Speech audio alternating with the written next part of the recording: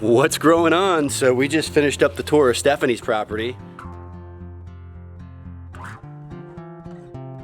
And we've got the neighbor right here who also has a food forest.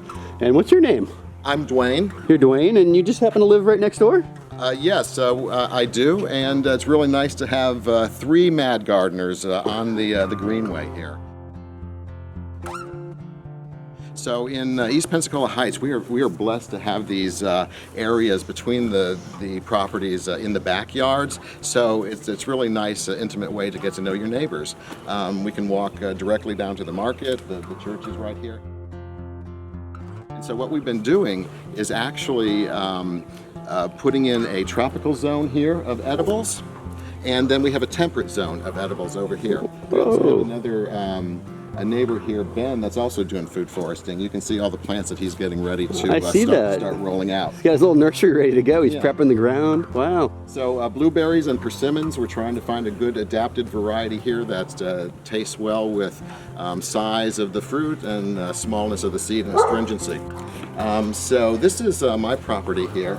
And what I wanted to kind of show you here is in the greenway, I actually process a lot of the leaves and things that people haul away.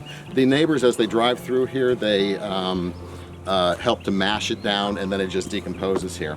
So in this part of the garden here at the greenway, is the low part. We actually slope down from a high point, and this is a native area for me here. And I'm using the Yopon holly, saw palmetto, and what I'm doing here is because this corner comes up from a slope here, we get a sea breeze all the time, and it's very drying of my interior garden. And so I've been putting the native plantings here so that I can block that wind, and I'm actually, after about 5 years, I'm starting to see some result that it's retaining more moisture. So because we're downslope here, I replicate the edge here, the grasses here, and so this is a low point where we get water that comes down through here, and my yard is really, in some respects, a large rain garden, taking the water that's coming down slope. I can see the slope you're talking about now a little bit. You can see it here. There's a berm here. There's berms throughout that if I can, pull a little bit of the water off the road, then I can. And so this edge, this is again, it's a temperate edge out here. There's peaches, blueberries. I'm really trying to show how in an area like this, you can alleviate food deserts with food forests.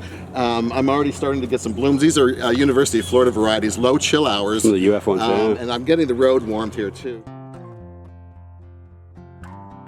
These are mixed vines. There are snake gourd that grew earlier and is coming back.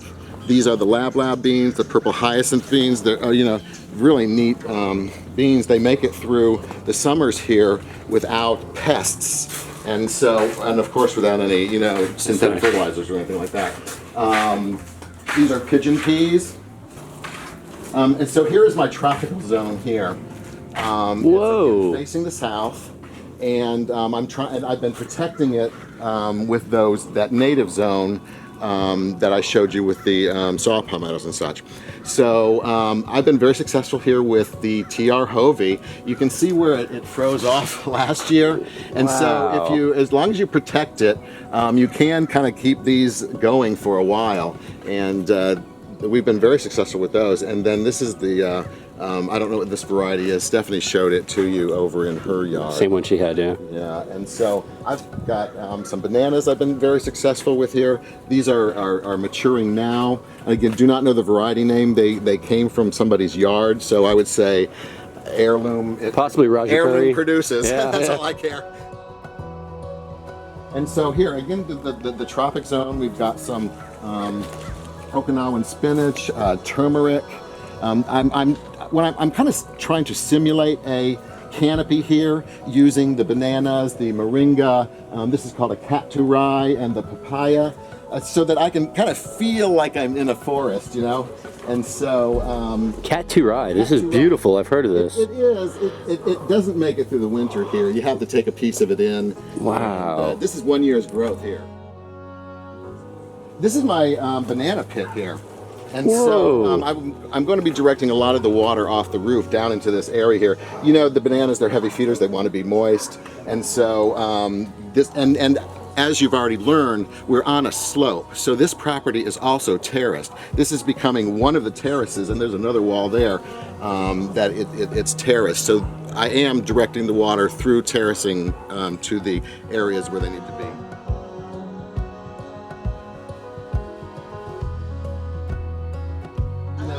I'm not going to use any chemicals to get things to grow. If the bugs eat it up, I'll try something else. There's plenty of different varieties of things. Nice. What do you got over here? Is that some more of that?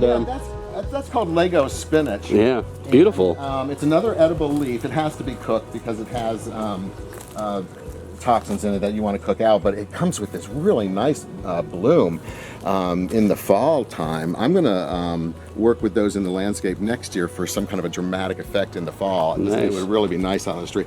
Peanuts, I do peanuts all the time.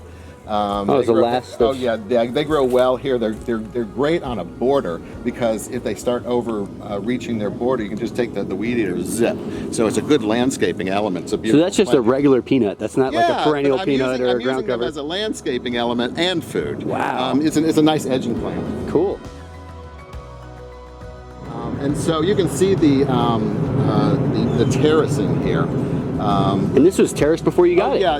Wow. Richard Jorgen, he built that. And so I've got cassava going here. I've got, this is Cana indica. This is that Cana lily that you can eat. It's edible. That Yeah. tuber at the bottom. The yucca.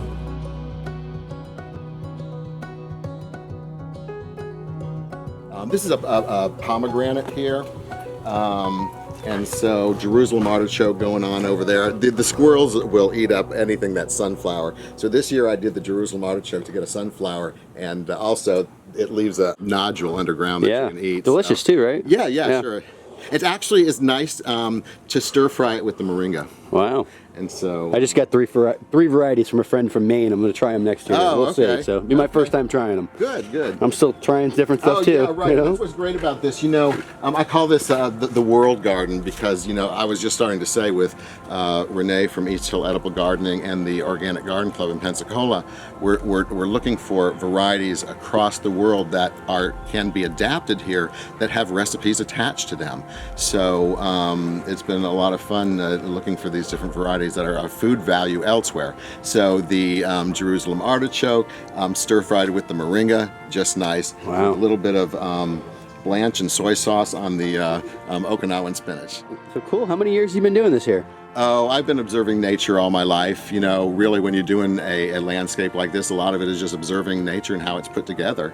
And so... So you were doing permaculture before you found the word? Yeah, really, Okay. because I'm a little bit lazy. Like, let nature do the work. Why am I going to fight all that? Yeah. So I wanted to... Please.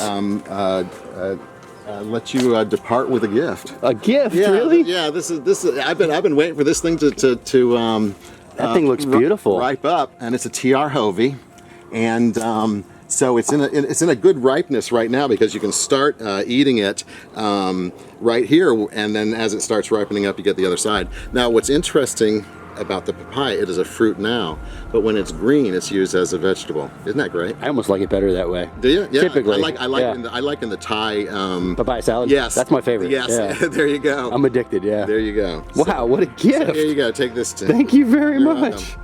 I don't know we score, well, usually we eat fruit for the camera, but I don't know we score a fruit to leave with. So Okay. Thank you so much. Where can people find you? I mean, I'm just up here. part of the local community? Well, we're on sand. I call this my sandbox. It's where I play, and this is where I'm at most of the time.